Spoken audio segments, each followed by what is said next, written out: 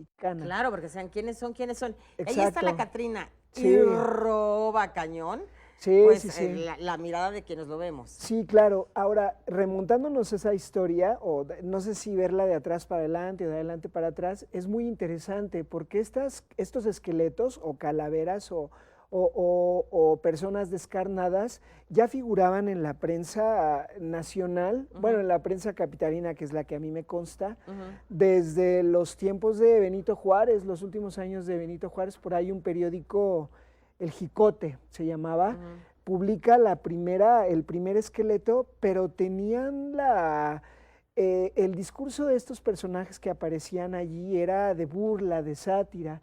Fueron años el gobierno de Juárez, el que siguió de Lerdo de Tejada y los primeros años de Porfirio Díaz, en donde se dibujaba muchísimo con ese tono sarcástico, humorístico, hoy le llamaríamos negro, desconozco si entonces se llamaba así, hasta que finalmente en 1913 se da esa fecha.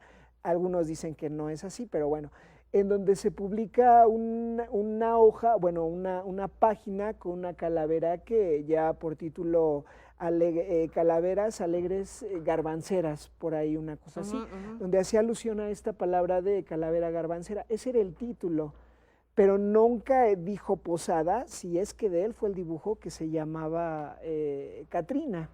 Así le pusieron tiempo después, en 1930. Es que el origen, como lo podemos entender, por lo menos me ha tocado en algunas lecturas, sí es la garbancera. Sí, claro. Y es que estas garbanceras eran mujeres que vendían garbanzos Sí. dorados, asados, en el centro, pero que dicen que salían muy arregladas, muy emperifolladas. Y entonces que traían los aretotes y muy bien vestidas y demás.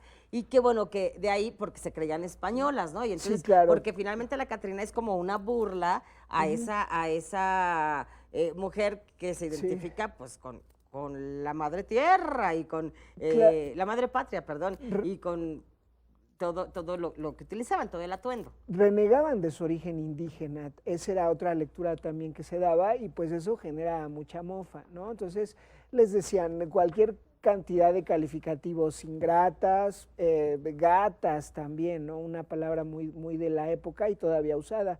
Ahí se usaba el gatas. Sí, claro, sí. Y no, bueno, en los textos de Posada se pueden ver muchas palabras que hoy seguimos utilizando para atacar al otro, ¿no? ¿Cómo Para cuáles? juzgar.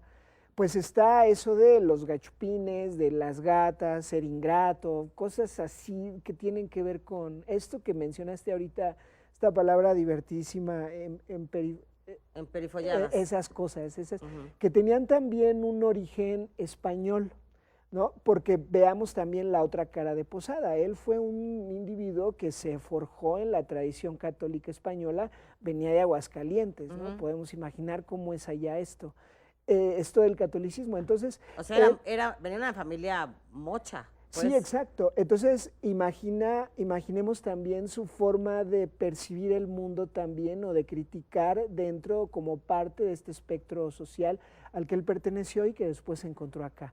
Y eso se ve reflejado también en su obra, pero también es muy común que él tenga esa cercanía con las clases populares porque, como ya lo mencionamos hace rato, trabajó ahí en el centro, ¿no? Estuvo ahí deambulando, bueno, andaba del tingo al tango. Se veía todo el folclore de México. Exacto, los periódicos estaban allí. La esencia. Ajá. Pero lo de la Catrina en particular era en 1930 o 31, alguno de estos 2 años, Diego Rivera hace la introducción de un libro que se publica, que se llama Monografías de 406 dibujos de José Guadalupe Posada. Y ahí está de nuevo toda la obra recopilada de José Guadalupe Posada, que por cierto mucha de esa obra no tiene un sustento real de que sea de él. O sea, una firma. No las firmaba y él ni siquiera se hacía llamar Posada, ¿no? La mayoría de la gente lo conocía como Don Lupe. Entonces, pues por poner un ejemplo, hay una colección muy importante que se llama la Biblioteca del Niño Mexicano. Ahí él publica más de 100 libros, más de 100 ilustraciones y solo 4 llevan su nombre. Él era más o menos así. Entonces, pues, se atribuye esta obra, pero resulta que en este libro ya le ponen en un título, en una de las figuras que esta figura que te mencioné hace rato de la calavera garbancena, la titulan La Catrina. la Catrina, exacto. La calavera Catrina o la Catrina calavera, algo así. Vamos a un corte y regresamos súper rápido. Es que sí, si platicamos con nuestra abuelita, con nuestras tías y tal, de repente sí salían los hijos y decían, ay, pero qué Catrín vienes, porque Sí. venía muy guapo, muy arreglada, Emperifollado. muy emperifollada. Sí. Vamos al corte, regresamos porque soy mujer. Sé que hoy no hay ataduras, porque hoy yo soy tan fuerte, porque hoy soy diferente. Mis pisadas hacen. Porque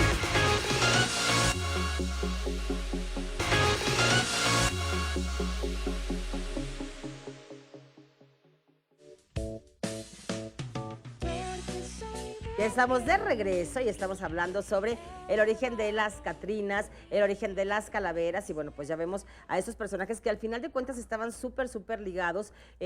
No sé, yo no sé si eran amigos, yo no sé si eran pues en la bohemia y demás, pero al final de cuentas pues eran personajes que fueron cada quien poniéndole como, o algunos en diferentes épocas, poniéndole un toque hasta que llegáramos a de la garbancera a la Catrina. Sí, exactamente. Yo creo que muchos coinciden o ubican como clave ese libro de 1930 que ¿Qué tampoco... se llama cómo? Eran monografía de 406 dibujos de José Guadalupe Posada.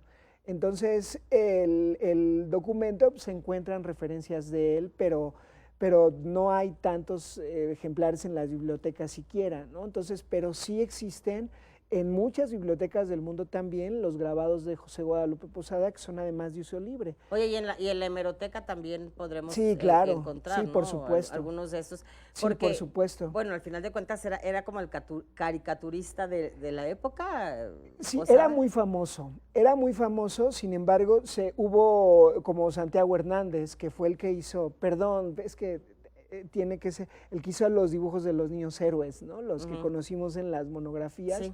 Había otros litógrafos más importantes, él no es el tema, ¿no? Pero digo, al final, José Guadalupe Posadas era uno de tantos. Camarena también, había uno que también es el que hizo la Patria, ¿no? No, pero ese es de mucho después. Digo, ya mucho después, Sí, pero de digo, los ya hablando años, de estos sí. grabadores, pues ya me vino Sí, el nombre. exactamente. Ajá. Bueno, sí, artistas finalmente. Estaba Arte de aquella época, también otro muy reconocido. Bueno, pero todos ellos, como la prensa solía venir muy cargada de este tipo de ilustraciones ácidas, sarcásticas, sí había bastantes. Y periódicos, bueno, igual también muchísimos. Porque además era un poco el desahogo de la gente, ¿no? Como ahora puede ser el Twitter, donde, bueno, por lo menos yo ya puedo escribir mi descontento y demás, pero en aquel entonces era, o sea, el que se plasmara el descontento que había en el Sí. pueblo, que había muchas personas con respecto a ciertos personajes, ¿no? Que Claro. además se ve en las Catrinas, en las calaveras, pero también se ve en Semana Santa, por ejemplo, en los Judas, ¿no? Donde Sí. quemaban al gobernador o Sí. al presidente municipal o a todos los personajes que se ganaban a pulso el odio y el desprecio. Entonces, a ciencia cierta, no sabemos el nombre exacto quién lo pone, pero sí la creación es de Posada. Sí, él hace la De la calavera Catrina. garbancera. A mí, en mi opinión, yo creo que Diego es el que da esta imagen que se vuelve un ícono, un símbolo sea, en ese mural. Él lo impulsa.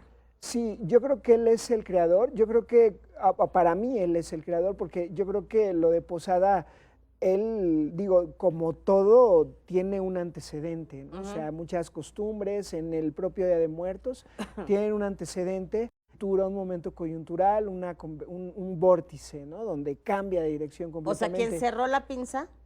Sí, fue puede ser una Diego manera Rivera. de decirlo. Sí, Oye, exacto. y además estuve leyendo hace un tiempo, ya saben que yo leo todo lo que me encuentro, y no sé dónde fue, pero leía que murió de una manera de verdad penosa José Guadalupe Posada, que pues con mucha miseria, y Sí. me recuerda a todos estos grandes creadores, pintores y demás, que en vida nunca ven, incluso escritores, ¿no? Que en su vida nunca ven un centavo fruto de su imaginación, de su creación, pero que cuando mueren, bueno, están en boca de todos. Ya hubieran Sí. querido un poquito de reconocimiento así. Bueno, entiendas, con respecto a esa circunstancia en específico, en la etapa en la que él dibuja, desde luego hay mucha persecución política hacia gente que critica. Ujú. Y la cárcel se llenó de periodistas, escritores, la cárcel de Belén, luego la de Lecumberri. O sea, fue difícil a pesar de que el gobierno haya dicho una prensa abierta o No, libertad verdad. de expresión, pues no es así, ¿no? Siempre ha habido veto, pero ya es otro tema. Ahora, lo de los dibujos también cobró mucha fama entre la gente porque el analfabetismo era muy alto. Ok. Entonces, eso influyó también a que se mostraran así estos personajes. Entonces, uno veía al Catrín, o a lo mejor sabe uno perfectamente que es Porfirio Díaz, pero como calavera, Ok. ¿no? O al torero, o a la actriz, o Oye, al, qué importante al de lo la que tienda. mencionas. Antes de esto, bueno, eran los juglares de Ah, fiesta, sí, quienes también. iban cantando y narrando toda la noticia, lo que iba sucediendo. Después es por medio de la caricatura. Y sí, claro que es arte, pero también tenía que ver con el grado de ignorancia de los pueblos. Sí, era la manera de acercarse a ellos de forma masiva. No de forma masiva como lo conocemos hoy, pero sí al mayor número de sectores de la población posibles. Oye, padrísimo, me encanta que vengas porque siempre hacemos como paradas en diferentes puntos de la historia, que esa historia es la que han pues logrado formar al México que tenemos el día de hoy y del que nos Sí. sentimos muy, muy orgullosos y de todas estas tradiciones. Así que muchas gracias, yo les dejo con todo cariño, un beso, un abrazo y un gran aplauso porque sí. Porque soy mujer de sonrisas e ilusión.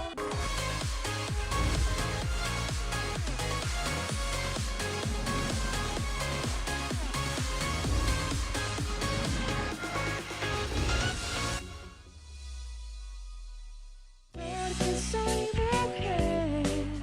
Qué tal amigos? Muy buenos días, muy buenas tardes. Qué gusto que nos acompañen en esta mañana maravillosa, en la cual hablaremos y conoceremos el origen de los altares de muertos, de las ofrendas y de todos estos elementos que son parte de nuestra maravillosa cultura mexicana. Por eso les digo que a esta hora y en este canal, ustedes están en el lugar correcto. Es porque soy mujer, yo soy Ana Yancy Moreno y esta es la frase.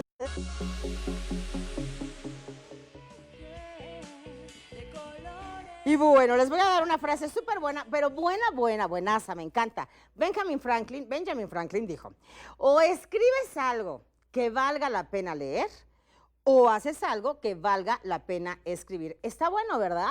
Me gusta bastante, aunque fíjense que, bueno, ya saben que yo escribí mi libro maravilloso, que se llama Me tiraste a matar, pero tengo 7 vidas, y que está buenazo, pero en algún momento escuché a alguna persona que dijo, es que, a ver, todos en este mundo tenemos algo importante que contar, algo importante que decir en nuestra vida, en nuestra historia, en la familia, siempre hay algo interesante. Entonces, si todos escribiéramos un libro, seguramente sería interesante, porque de verdad es que pues todos vinimos aquí a hacer algo bueno, ¿no? Bueno, malo, trágico, no sé, es parte de la vida. Entonces, bueno, me gusta bastante y si tenemos algo que contar, hay que escribirlo y compartirlo. Por lo pronto, compartamos, por favor, repliquemos esta línea sin violencia. Atención a mujeres en situación de violencia mediante la línea 800-108-4053. Se brinda atención a través de la línea telefónica a mujeres, sus hijas e hijos en situación de violencia de género. Opera las 24 horas del día, los 365 días del año. La atención es gratuita, confidencial y de fácil acceso. Utilice este número, 800-108-4053.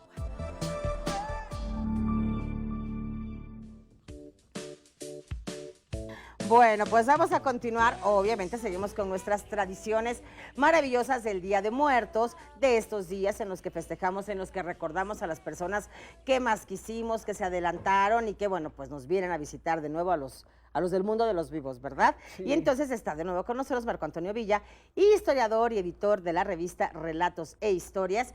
Y bueno, por supuesto que no podemos dejar de lado la historia de las ofrendas, de los altares. Sí, de los símbolos también muy importantes.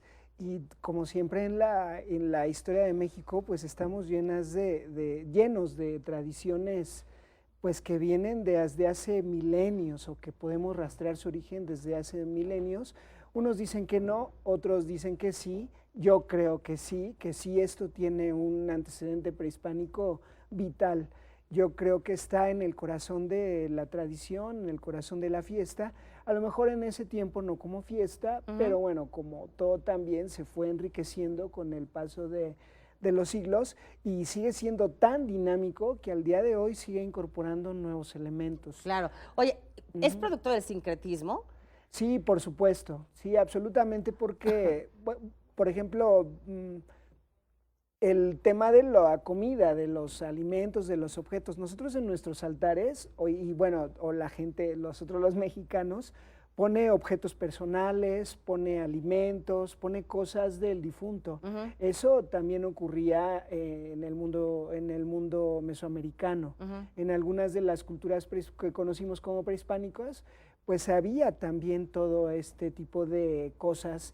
Ahora, Vasijas. exacto. Cosas como de uso personal, el peine. Lo que pasa es que se decía que se ponía a la persona que moría se le ponían lo que le gusta, lo que usaba en vida y también lo que podría usar los objetos, instrumentos en su camino al Mictlán. Hablamos de tiempos prehispánicos o de tiempos mesoamericanos, antes de la llegada de los españoles acá. Y dependiendo de cómo se muriera, también era como se canalizaba o se ponderaba todo el rito en torno a su muerte. Pero en el momento en que morías, como ya tú lo mencionaste, también iniciaba un nuevo ciclo, que primero eran 4 días en el que el muerto, o la persona recién fallecida, se encontraba con los señores del Mictlán. Ahí les regalaba obsequios y otras cosas, y después iniciaba otro peregrinar, ya su alma, ya como muerto, hacia estos 9 niveles, creo que eran, ¿no? Entonces, pero bueno, a fin de cuentas, todo Y el perro eso, que lo guiaba, ¿no? bueno, en algunas En de los esas culturas primeros también. 4 días. Tenía mucho que ver, sí, tenía mucho que ver, o después también tenía mucho que ver cómo moría, para ver cómo era que se iba a encontrar con esos señores del Mictlán a los 4 días y también en el tiempo posterior. Sin embargo, como ya mencionaste tú, después llegan los españoles y se da este sincretismo. Durante todo el momento colonial, los españoles pues simplemente no pudieron erradicar tantas costumbres que había en torno, entre muchas otras cosas, a la muerte. Porque había cosas que para ellos eran inaceptables, ¿no? O sea, el hecho de los sacrificios humanos, el hecho de que se mostraran pues cosas tan sangrientas y demás, y que para nosotros fuera normal, bueno, para nuestros antepasados fuera normal, y para ellos no tanto. Entonces, bueno, había cosas que trataban de suavizar, donde, bueno, iban ellos también colando información, fiestas, deidades, bueno, no deidades, a la Virgen, a Dios y demás, pero al final de cuentas, pues, no pudieron con todo. Sí, no, y sobre todo en aquellos lugares que estaban lejos de las que después fueron las ciudades o capitales más importantes, como Guadalajara, Ciudad de México, etcétera. Y es que hubo una resistencia fuerte en las comunidades rurales o indígenas, bueno, indígenas y rurales, y ya más centrado el siglo XIX, rurales, ¿no? Entonces, pero finalmente lo que sí hicieron los españoles fue introducir sus propios símbolos. Hoy ningún altar puede prescindir de la cruz, o por lo menos no en Ciudad de México, que es de lo que yo puedo hablar así tajantemente. No, es que, bueno, es que siempre está. ¿Por qué? Sí. Porque se supone que es Dios quien los cuida, quien los recibió en su gloria. Sí, exacto. O sea, para un hogar católico no puede hacer falta. Híjole, y por ejemplo, igual, algunas veces uno se encuentra altares con 3 niveles, o sea, que parecen Vamos a como corte y me escaleras. cuentas qué significan esos 3 niveles. Ok. No se vaya. Seguramente que están pensando, ¿qué será? Porque soy mujer. Porque soy mujer.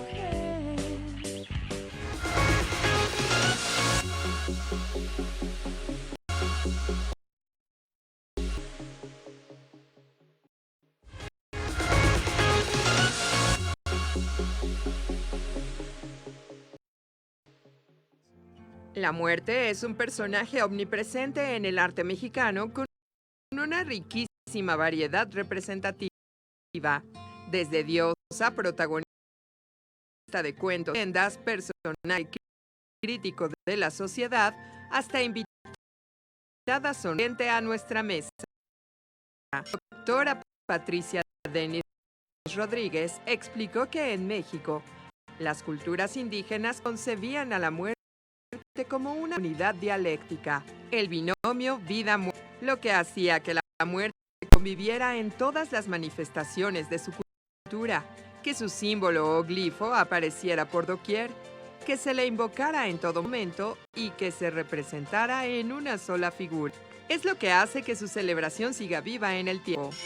El sincretismo entre las costumbres españolas e indígenas originó lo que hoy es la fiesta del Día de Muertos. Al ser México un país pluriétnico, tal celebración no tiene un carácter homogéneo, sino que va añadiendo diferentes significados y evocaciones según el pueblo indígena o grupo social que la practique, construyendo más que una festividad cristiana, una celebración, resultado de la mezcla de la prehispánica en la religión católica.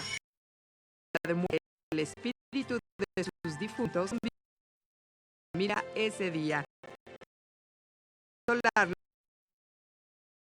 y confortarlos por la pérdida. Al foro contigo, Ana. Ya estamos de regreso y estamos hablando de era en la pero a declarar que no había o sea, nosotros es en esta época el poner el altar y de verdad pensar es que va a venir, o sea, o sí va a venir y poner las cosas que les gustaban y demás.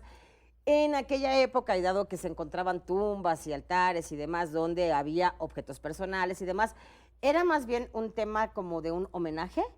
¿O de qué? Porque no lloraban porque se murieran. No, sí, le podemos poner ese nombre, pero no creo que sea el adecuado para ella. Eran solo ritos, tradiciones. Rituales y ya. Rituales, sí.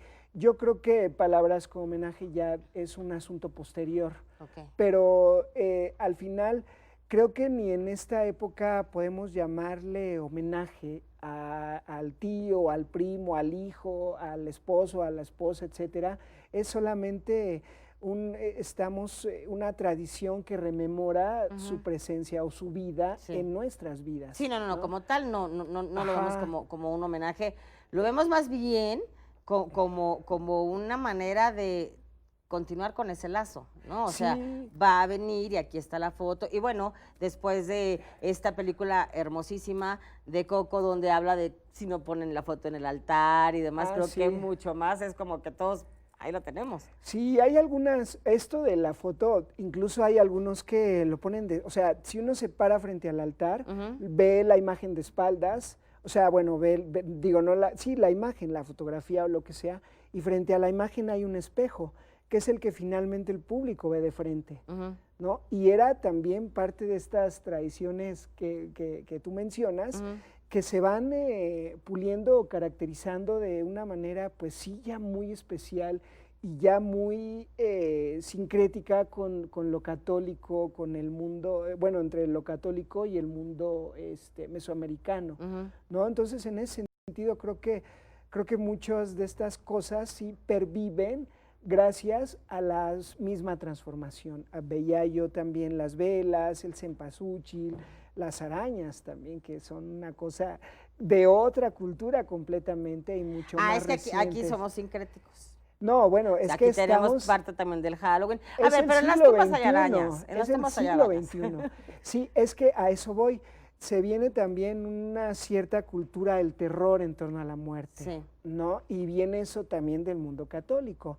El día también que se empezó a asimilar este inframundo mesoamericano como el infierno también, gracias a los españoles, a la evangelización. Bueno, no sé si gracias, pero debido a las intromisiones de todas estas personas. Dicen que todo lo que sucede en la vida y en el universo es perfecto y es exacto, así que pues sí, gracias.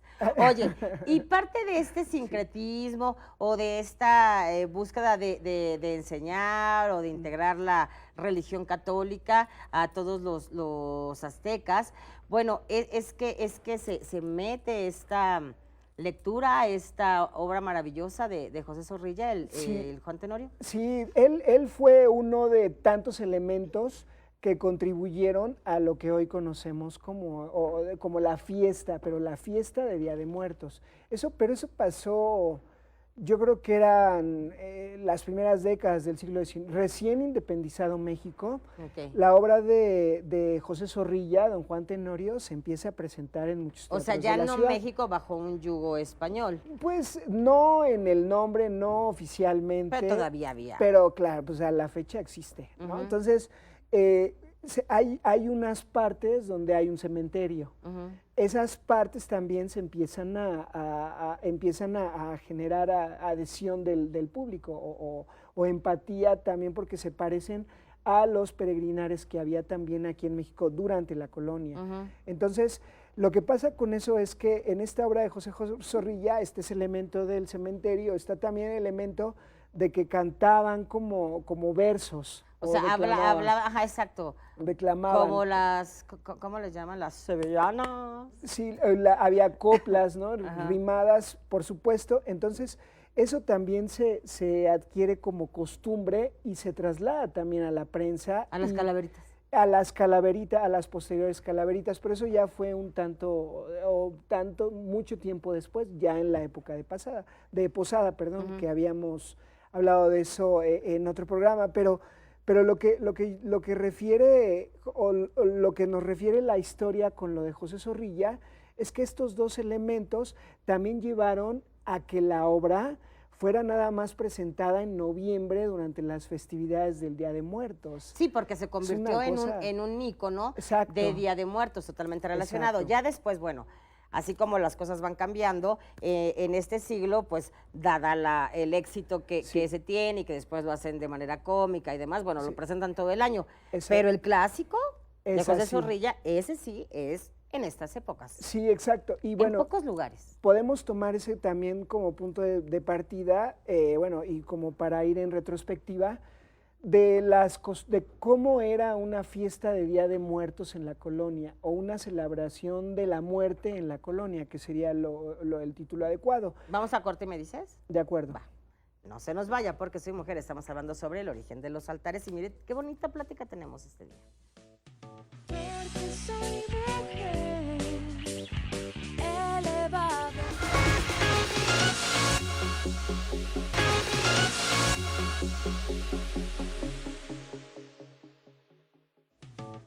Ya estamos de regreso y entonces, a ver, hay dos cosas que ya no me seguiste diciendo. Una, lo de los escalones en los altares, que nos lo saltamos hace ratito.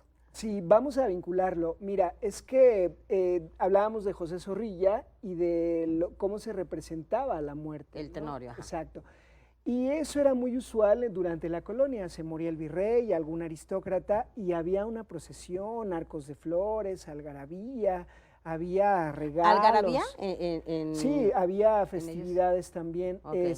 Y era, por supuesto, ahí sí se homenajeaba, porque eran personas ilustres, ¿no? Ok. O sea, o tenían este canon ya superior entre la población, porque les fue conferida una autoridad o por muchas otras razones. Pero bueno, el punto es que así se festejaba su muerte también, con exequias y con cosas como las que ya platico. Eso también se adopta después en hogares ya un poquito más de sectores populares, ¿no? Entonces, a ellos, por ejemplo, a estos personajes se les empiezan a dar también los panes con azúcar, que posteriormente derivan en las calaveritas de azúcar o de chocolate o de lo que sea, pero bueno, finalmente volvemos al punto de que todo es una mezcla. ¿Y el ¿no? pan de muerto como tal? Sí, también vino en esas épocas que se les empezaron a ellos a dar fruta, la gente les llevaba cosas, les ofrendaba esas cosas cuando los veían pasar, porque los montaban en carrozas. Hubo por ahí un virrey que se anduvo como una semana deambulando el cadáver de tan popular que era, no recuerdo ahorita el nombre, y la gente regalándole cosas. Oye, no, bueno. Y están las Felipe el crónicas. Hermoso, ¿cuánto tiempo lo trajo paseando Juana la Loca? Ah, bueno, fíjate, ¿no? También un caso de O sea, ¿cuánto tiempo mediados fue? del siglo Muchísimo. XVI. Ajá. Sí, entonces ese es el tipo de fiesta que después se combinó con la tradición, con los ritos prehispánicos de los que ya hablamos antes. Y entonces sí se volvió una fiesta como la tenemos hoy, de ir al panteón, de poner estos elementos en el altar. Y por supuesto también algo que hay en esas nuevas fiestas o en esa fusión que se dio más o menos en la primera mitad del siglo XIX, vinieron también los códigos del catolicismo, entre ellos lo del infierno, lo del purgatorio, que también se refleja en los altares, ¿no? Uno evalúa, bueno, no uno, sino las personas evalúan el comportamiento en vida de la persona a la que le rinden culto, ¿no? O sea, si se portó bien, si se portó mal, si fue borracho, Pero si no todos fue los muertos borracho. fueron unos santos. Ah, ese es otro Yo no tema. conozco a nadie que diga, ay, qué malvada. No, tan buena. Ay, Ah, que sí. Dios lo tenga en su gloria. Bueno. El punto es que en algunos altares ponen, cuando es de 3 niveles, ponen la tierra, ponen el cielo y el purgatorio, que ya es una cuestión completamente católica. O sea que si te ponen hasta abajo, sí te portaste mal. Yo creo que ya cambia. La idea era que la figura estuviera o sea, viendo de arriba para abajo, recorriendo con la vista de arriba para abajo, arriba estaba la cruz, Dios o el santo, ¿Ok? o en el primer nivel, bueno, en el segundo nivel todavía santos. Y ya en el segundo nivel se empezaban también a ya poner las figuras de las personas. Personajes terrenales, pues. Exacto, sí, humanos. los ordinarios, los Ujú. comunes. Hoy día ya se pueden ver altares en donde está debajo de la cruz. Yo creo que depende de la importancia que le dé la familia. Pero en esencia era así. O de así. cómo lo entiendas, ¿no? Sí, claro. Porque, cada quien. por ejemplo, yo he sabido, esta es la flor de cempasúchil. Sí. Esta. ¿Y la otra cómo se llama? Hay una moradita, ¿no? No. No. Bueno, La- es que una como morada, no la venden en todos lados, pero es como aterciopelada.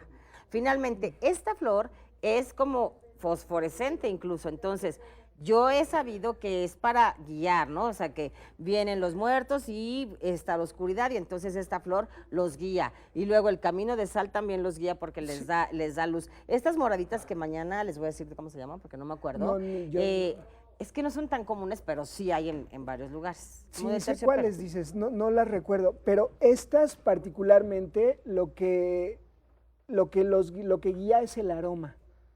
Ok. Eso es el asunto. Lo de la sal es también para guiar y a la vez purifica. Ujú. O sea, los significados van variando también mucho. O a lo mejor no, a lo mejor es exagerado decir mucho, pero sí van variando, Ah, bueno. sí hay más de uno. Claro, claro, Hay sí más va de un cambiando. El O- tema oye, del agua, el tema del pan, lo de los agua siempre hay que objetos. dejarlos porque vienen sedientos. Sí, por un lado, y por el otro también está ligado a la purificación, Ujú. a los ciclos también agrícolas, en el caso de las comunidades rurales. Digo, no son muchos, pero sí se van diversificando dependiendo las regiones estos significados. Claro. Oye, y ya para terminar, o sea, hay personas que se avientan unas cazuelononas y les hacen Ah, de, sí. y está la fruta y tal y tal y tal. Y hay quienes dicen que cuando se han querido comer o partir la naranja o tal, que ya no tiene nada, que es nomás el espíritu, no te debes de comer la comida del altar, ¿o sí? Yo no me la comería, No, yo tampoco. yo no me la comería, pero... Ni pero quiero hacer bueno. la prueba. Sí, Pero ¿será que sí le chupan todo el Pues, espíritu a la comida? yo no sé, no me consta todavía. Eso no nos consta. Ah, sí. Y ojalá que pase mucho tiempo para que nos conste. Muchísimas gracias, como No, siempre, ¿de un qué? placer. A ustedes también, queridos amigos, muchas gracias y les dejamos con cariño un beso, un abrazo y un gran aplauso, porque soy mujer.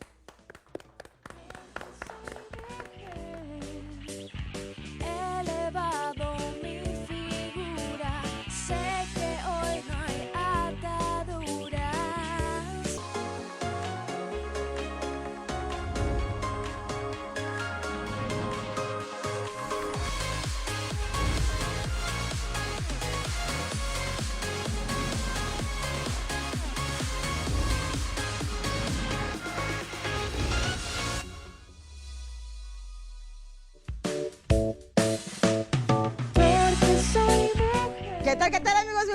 días, muy buenas tardes, qué gusto que nos acompañen en esta mañana maravillosa, en la cual tenemos buen tema, controversial. Vamos a hablar sobre ansiosexualidad. Si no conocen el término, aquí lo vamos a descubrir. Por eso le digo que a esta hora y en este canal, usted está en el lugar correcto. Es porque soy mujer, yo soy Ana Yancy Moreno y esta es la frase del día.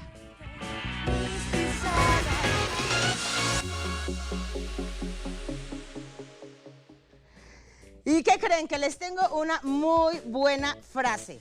Híjole, está buena, ¿eh? Es de Noam Chomsky y entonces resulta que dice así: si no creemos en la libertad de expresión de las personas que despreciamos, no creemos en ella en absoluto. Es cierto, ¿no? Porque la libertad de expresión no es discriminatoria, no es como de, a ti sí te creo o tú sí puedes hablar, pero tú como me caes mal, te callas, ¿no? Entonces es importante que aprendamos que la libertad de expresión es para todos y tenemos que escuchar a todos, estemos o no de acuerdo, nos caigan o no nos caigan bien. ¿Les parece, chicos? A mí me parece perfecto y también me parece perfecto que nos vayamos directo a la línea sin violencia, número que hay que replicar y guardar en nuestro celular.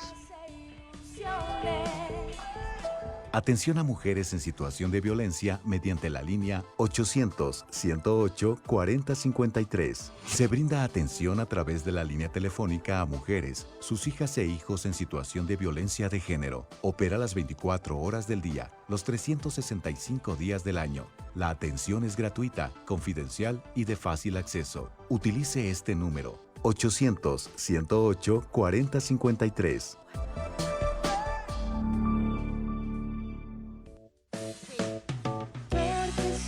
Bueno, pues ya estamos listos para hablar sobre ansiosexualidad y obviamente está con nosotros mi querido Sergio TH, orientador sexual. Mi querida Ana, muchísimas gracias como siempre por la invitación, viendo nueva casa, nuevo foro. Así es. Digo, ya han tenido varios programas, pero no me había tocado venir y está padrísimo, combina muchísimo contigo y justamente un tema para pues mi regreso aquí a tu programa, porque soy mujer, ansiosexualidad. ¿Qué es la ansiosexualidad? También conocida como ansiedad sexual.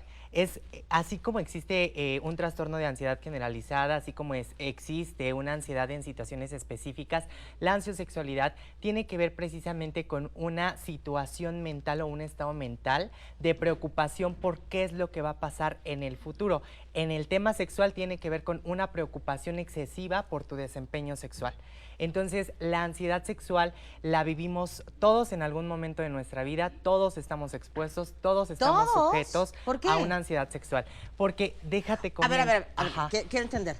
¿A todos nos va a pasar o a todos nos podría pasar? A todos nos podría pasar. Ah, ya, porque dije, ay, todavía no me ha sucedido. A todos nos podría pasar. Y hay que conocer justamente las situaciones en las que nos podemos presentar en esta ansiedad sexual. Una tiene que ver principalmente con el complejo de nuestro cuerpo y base importante es la autoestima. No tener un buen conocimiento de nuestro cuerpo, lo que hace que nosotros de repente tengamos esos complejos en la relación de pareja y decir, híjole, yo no quiero que mi pareja vea mi cuerpo porque tengo una lonjita, tengo una cicatriz, tengo una estría, tengo, e incluso en los hombres el tamaño del pene, por ejemplo, provoca esa ansiedad sexual, ¿sabes? Entonces, en muchas ocasiones las parejas recurren a la luz apagada. Sabemos que es un término erótico, la luz apagada, pero cuando lo hacen con la única y mera finalidad de decir apaga la luz porque no quiero que veas mi cuerpo, ya estamos hablando de una situación que tiene que ver con la ansiedad sexual. Y que al final de cuentas te está poniendo incómodo o incómoda, claro, y entonces no estás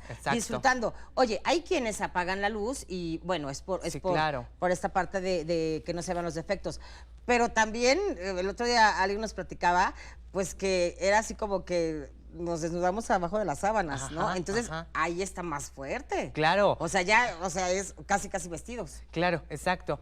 De hecho, en muchas ocasiones hay personas que ni la ropa se quitan o se quitan un poco la más como estorbosa y se quedan con la más ligera justamente porque les da pena su cuerpo, ¿no? Entonces, ese es un factor importante para tener ansiedad sexual o ansiosexualidad. sexualidad. El tamaño también de nuestros genitales tiene mucho que ver.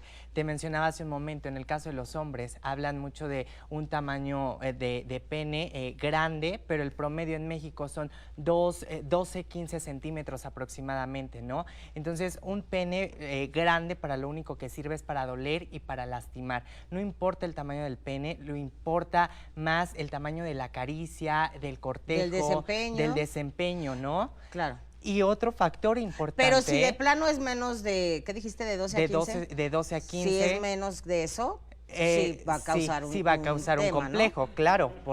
¿De Y qué aquí se ríen, muchos chicos? se Pues ríen pasa. porque el que más presume es el que menos tiene. Sí, ¿No? creo que llega a suceder. Llega a suceder en muchas ocasiones. Pero a ver, eso. entonces, esta ansiedad que Ajá. te hace apagar la luz, que te hace no quitarte la Sí, ropa, claro. que te hace quedarte bajo las sábanas, pero supongo que también afecta el desempeño. Sobre todo en los Totalmente. hombres es más notorio, ¿no? En los Bueno, hombres. en una mujer también, quizá no hay una lubricación, no lo sé. Claro, y ¿sabes por qué? Esa parte del desempeño es sumamente importante, porque lo cronometramos. La sexualidad se ha vuelto algo cuantificable y no cualificable. Entre hombres y mujeres, ¿cuánto tiempo duras con tu pareja? No, que 30 minutos, 40 minutos, ¿no? Hay muchos casos en Pero el promedio hemos dicho aquí que es de ¿cuánto?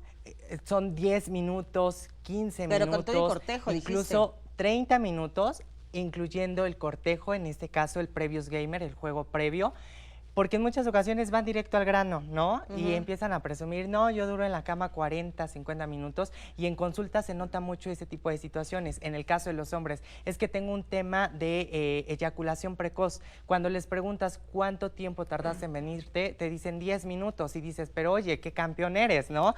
10 minutos es suficiente. No es, eyaculación precoz, ¿cuánto sería? Híjole, 1 minuto, 2 minutos. Ajá. Y llega a suceder en muchas ocasiones que los hombres determinan esa eyaculación precoz en una primera experiencia, y esto no tiene nada que ver con eso. Claro, porque si has escuchado Exacto. que la duración debe ser de horas Claro. y demás, que aquí lo hemos hablado y eso no es verdad y tampoco es satisfactorio. Entonces, vamos a un corte, regresamos súper rápido porque soy mujer y estamos hablando sobre ansiosexualidad.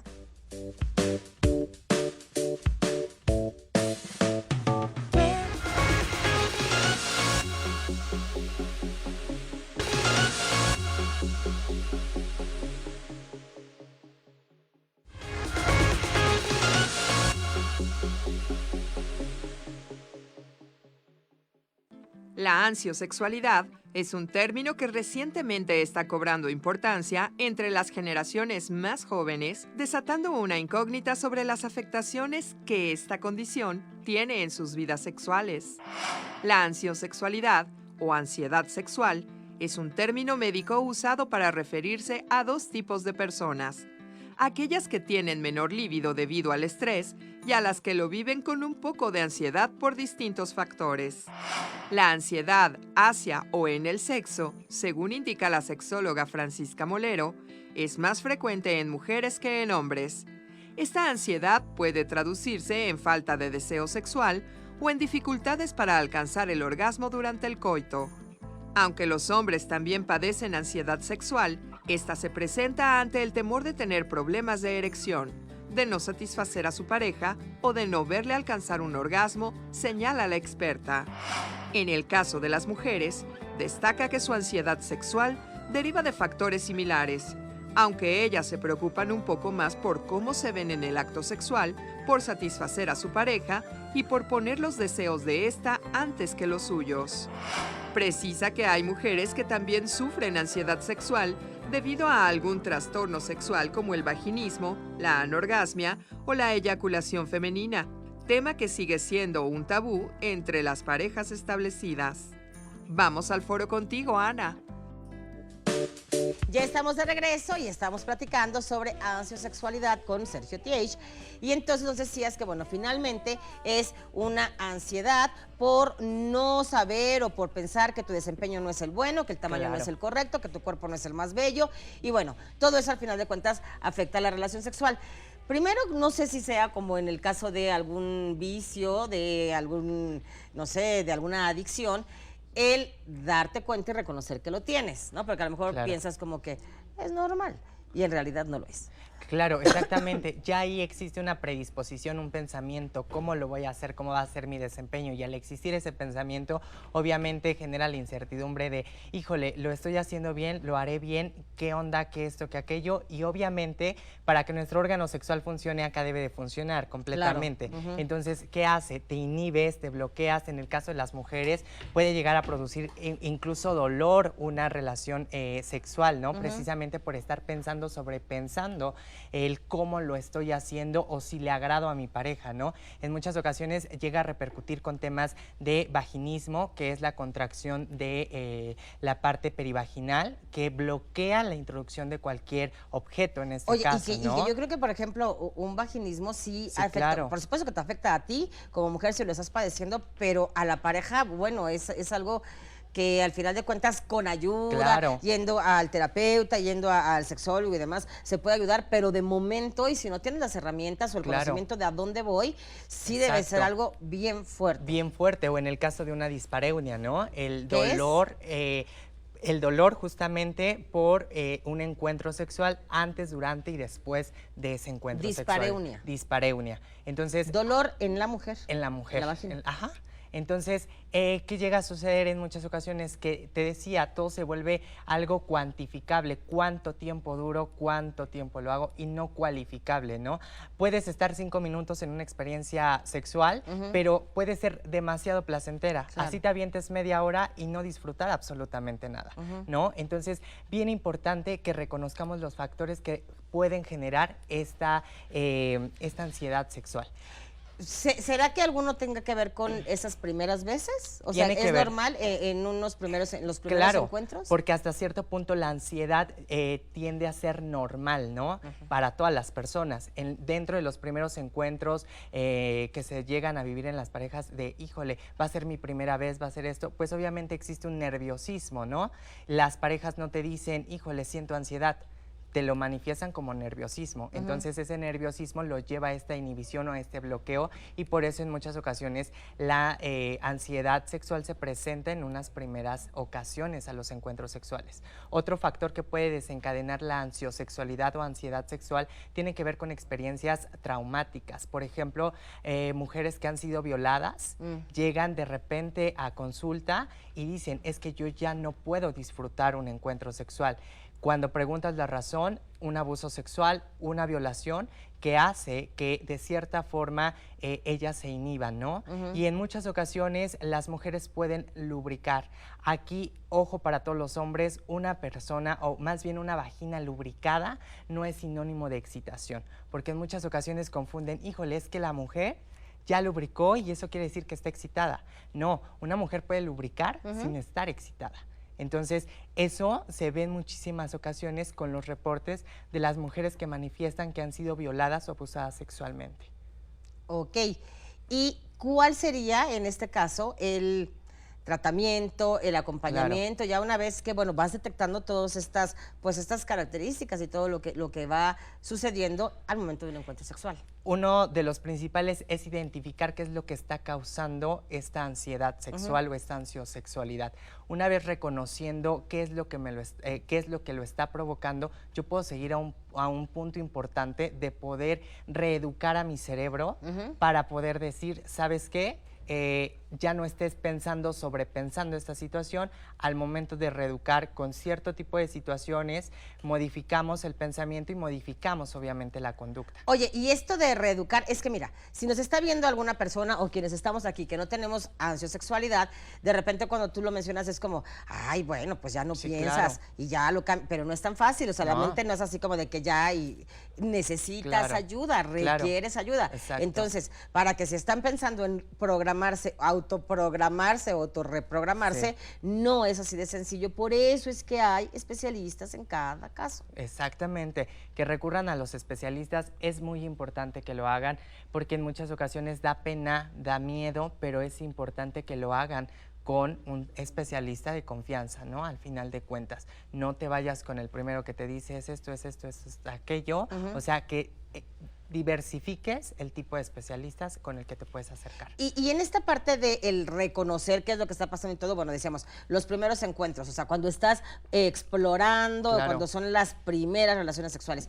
Pero también es que luego hay muchas primeras veces. Claro. O sea, si te divorcias, Con una bueno, luego vas a pareja tener nueva. otra primera vez y Claro. demás, o después de haber sido madre. O sea, hay varias primeras veces. Sí. Entonces, también hay que saber identificar esa parte.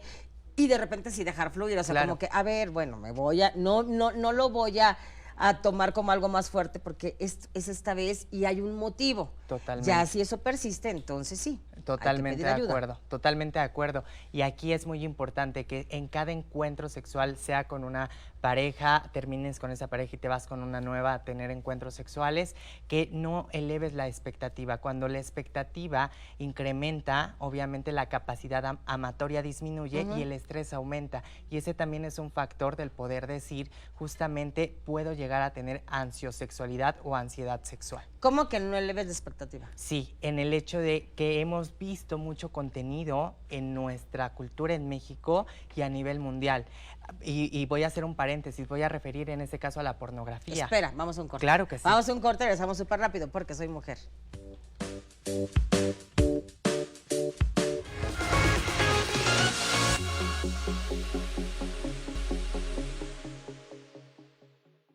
La Secretaría de Salud del Estado de México estima que un 52.6% de nacimientos prematuros son en madres con adolescencia temprana, 28.8% en adolescencia media y 30.1% en madres con adolescencia tardía. Decide sobre tu cuerpo. Por amor a la vida, espera el momento. Infórmate, acude a tu clínica de salud más cercana, a tu municipio o al DIF municipal de tu localidad.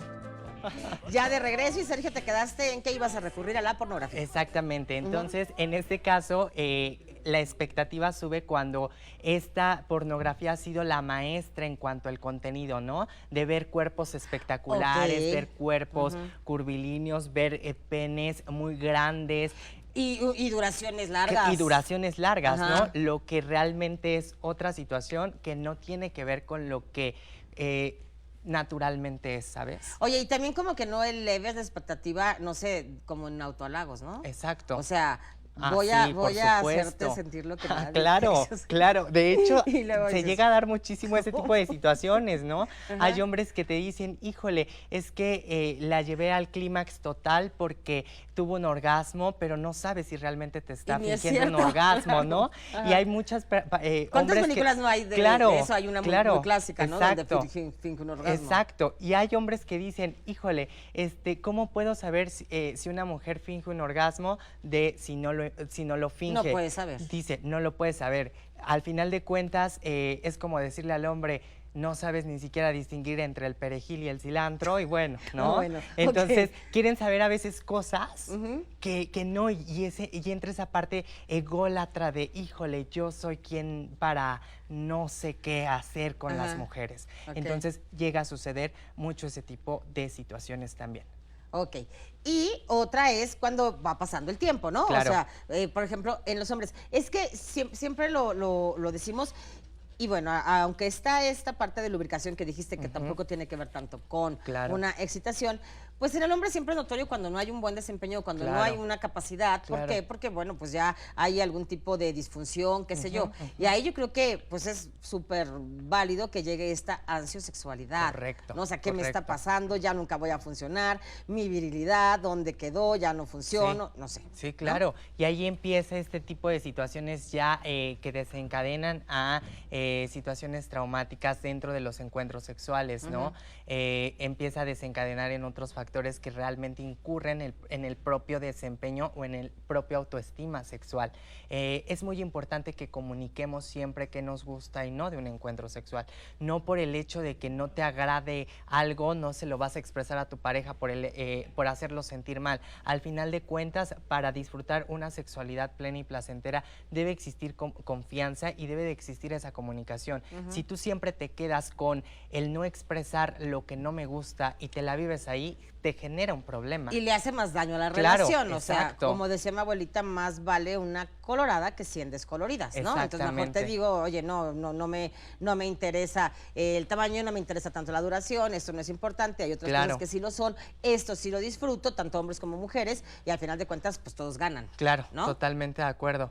Y pues bueno, yo únicamente invitar a todos los televidentes a que realmente empiecen a comunicar con sus parejas, comentarles a todos que la sexualidad es un regalo para todos los seres humanos, que hay que disfrutar desde lo cerebral y a conciencia y que el placer es un derecho que nos corresponde.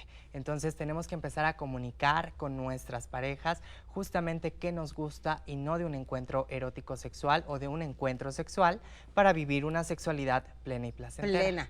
Y para terminar, ya una vez que lo detecto y que voy a terapia y que pido ayuda, ¿en cuánto tiempo podríamos salir de una crisis de ansiosexualidad? Mira, yo el tiempo recomendable es una constancia, al final de cuentas, 2 meses aproximadamente, 3 meses, pero depende mucho también el nivel que tengan las personas de esta ansiedad. Imagínense 2 meses a estar sufriendo años, no, mejor Claro. vamos al terapeuta. Muchísimas gracias a ustedes también, muchas gracias, y yo les dejo con todo cariño un beso, un abrazo y un gran aplauso porque soy mujer.